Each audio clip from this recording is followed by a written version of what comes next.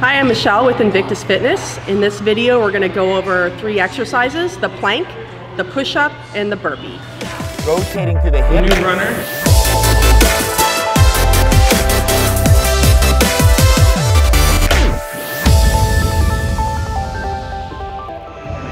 All right, guys, let's talk about the plank, which is a great movement to work our midline and our ab muscles. A lot of times people want to do supplemental ab work and they resort to sit-ups, which are very, they really isolate just only certain muscles, and you end up using like a lot of hip flexor and not really what you're trying to target. So I would highly recommend planks instead. We're going to be working basically in the entire body. So we're supporting ourselves either on our arms like this or this. So we're getting in our shoulders, we're getting in our chest. Of course, we're getting in our midline, and not just the abs, but also all of these back muscles, the side muscles. We're getting the quads, we're squeezing the glutes. Like everything in our whole body is going to be super tight. So it gets a couple bonus points over the sit-up, in my opinion. It's also the starting position for a push-up. So if we can have a solid plank, we're more likely to be stronger in that push-up position too. Okay, so let's talk about the points of performance for the plank. There are a number of different planks we can do.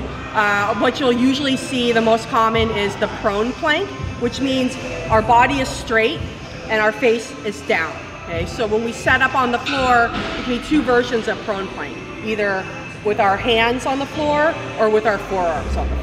Okay, a lot of the points of performance are going to be the same for both of them. The only difference is going to be kind of the hand placement between the 2.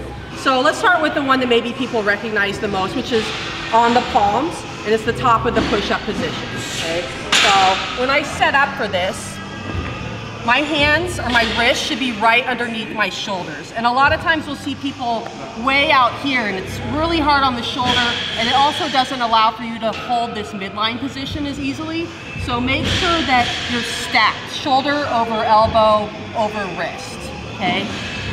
The next point of performance is that what we call our elbow pitch should be forward. So we're in extreme rotation there, okay?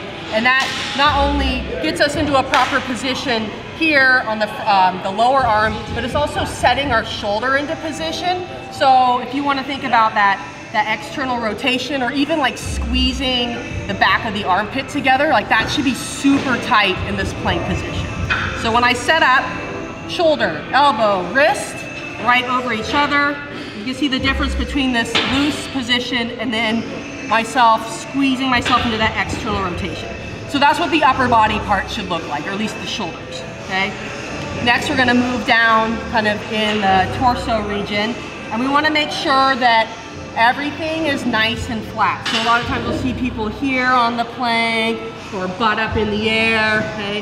We're trying to line everything up from the shoulders to the hips to the heels, okay?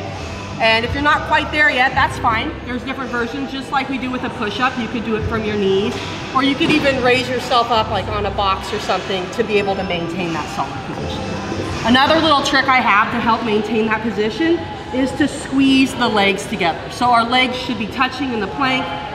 We're gonna squeeze them together, we're gonna squeeze the butt, and that's gonna help us maintain that position. And even if you look at my fingers right now, the tips of them are white because I'm like gripping into the floor. That's helping me with that rotation, okay? This is our position we're striving for. Your goal in a workout would be somewhere in like the 45 to 90 second range. And I'd say like your gold standard for plank is to be able to hold that for 90 seconds, okay? So if you're doing these workouts at home or on the road, challenge yourself, push yourself as far as you can in that time limit. And then once you get to the 90 seconds, we can talk about ways to make that harder. But for most people, that 90-second hold is gonna be quite challenging, especially if you have it in a circuit of exercises. So that's kind of the basics on the plank. I highly recommend you work them into your at-home workouts, or even as some supplemental work at the end. All right, guys, now that we have learned how to properly plank, we're gonna use that plank as a base position for our push-ups. So we're gonna keep all of those same points of performance as far as stacking the shoulders over the elbows over the wrist, the external rotation of the shoulders, so squeezing the back of the armpit and making sure that our elbow hits forward, squeezing the legs together hard so our glutes are tight, and that helps keep our midline tight, and then we're going to lower ourselves to the floor with it, okay? So I'll show you a couple different versions. We'll start with the traditional full body length push-up, and then I'll show you how to modify it in case that you're unable to keep your midline solid or make connection to the floor, okay? So like I said, everything in the setup is the same as the plank. We're gonna start with our hands right underneath our shoulders, stacking the joints, okay? So the shoulders right over the elbow, over the wrist. We're screwing our elbow pits forward. So you wanna think about like squeezing the back of the armpits together. That's another good way to get into that position. And then we're gonna squeeze our heels and legs together really tight, which keeps my glutes tight. It keeps everything all the way up the chain really tight and solid, okay? So we're looking for that straight body position again, not a butt up position, not a saggy hip position. We're squeezing tight. Everything's pressing into the ground, okay? And I'm gonna lower myself with tempo, okay? Because I'm using this as a strength in the strength portion, if you consider it that way. And we're gonna lower for a 2-second tempo. So we're gonna go 1, 1,000, 2, 1,000, hold for a second at the bottom, and then press straight up, okay? And we're looking for a set of somewhere between 10 to 15 reps for most people at that tempo, okay? Notice at the bottom, I'm not relaxed. Never relaxed in any portion of the push-up. It's always gonna be tension, okay? If you're struggling to reach the floor or to keep your midline engaged, then you're simply going to put your knees down on the floor, okay? All the other cues remain the same. We're still elbow pits forward, we're still stacking the joints, we're even still squeezing the legs together even though the knees are bent, and then our tempo is 1, 2, press, okay? 1, 2, press. If we're still struggling with that, you can even prop yourself up on a box or a wall, and that'll take a little bit more of the body weight off. And your goal would be over time to just work your way down to the floor, okay? If push-ups are super easy for you, you wanna add a little bit more challenge to it. You could slow down the tempo on the way up too. So we could go 1, 2, hold for 2, 1, 2. 1, 2, 1, 2. So anytime we're increasing that time under tension, we're increasing our strength gain. So if you don't have weight available to you, lengthening the time under tension or your time under load is a really good way to increase those gains. For the push-up, of course, it's on upper body focus. We're getting our chest, we're getting our arms in there.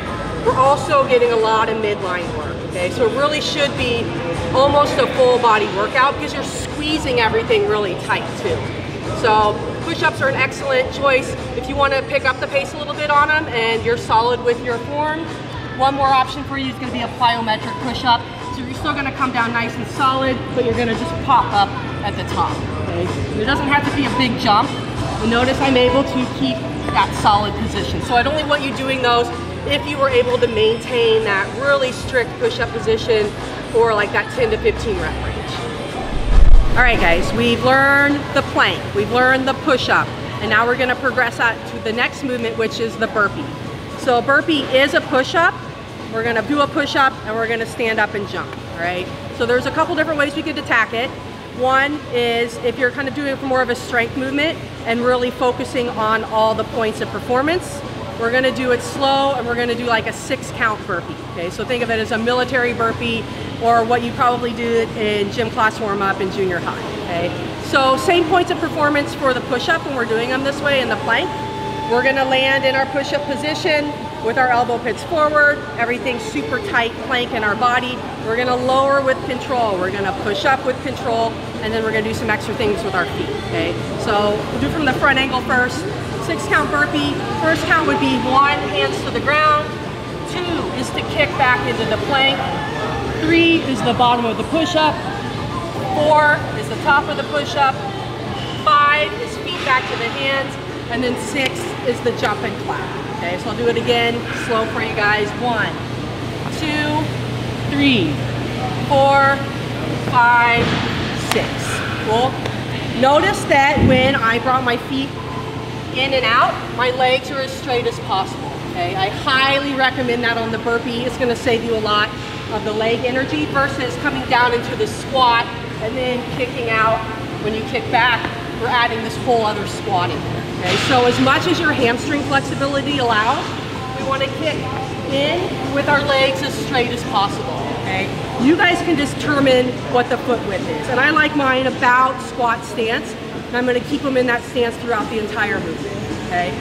If we wanna pick up the pace on this is for conditioning, we're gonna just fall to the floor, okay? So even though we're doing a push-up, we're not doing a strict push-up. We're just getting down and up as quickly as we can, all right? So we're literally gonna just fall to the bottom of the position, legs straight, and jump, okay? And I'm really focusing on the hip snap on the way back up to help me get up, okay? So I'm gonna fall, I'm gonna cobra, snap my hips, my legs go forward, and jump, okay? Oh, cobra, snap. Cool, so you see how I'm not taking the time to rest on the floor, I'm not being really strict with my push-up. There's actually never rest on burpees, okay? If you feel tired, you can slow down your pace. So maybe you're going at a nice solid like this. You start to breathe heavy. Never ever rest on the floor, okay? And we don't want to hang out flat-footed for too long. So if you need to, breath. Breath. Once you start feeling good again, you can pick up the pace, okay? This is a full body movement, okay? It's an exercise for the arms. We're gonna be doing a lot of pressing, so a lot of times people will feel that fatigue there first, okay? We got our legs in there. We're moving up and down, and we're getting our heart rate up. So you can tell I'm even breathing a little bit hard from just doing those few reps. So full body benefit, all the muscles, get your heart rate up, and it's a really great mental exercise. Anyone can do burpees. Whatever your version is, if you can't do the push-up, you can always do them without the push-up. And you're getting a lot of those same benefits, okay? That is all on the burpee. Enjoy. Hey guys, stay tuned for our next video that includes 3 more exercises you can do without any equipment.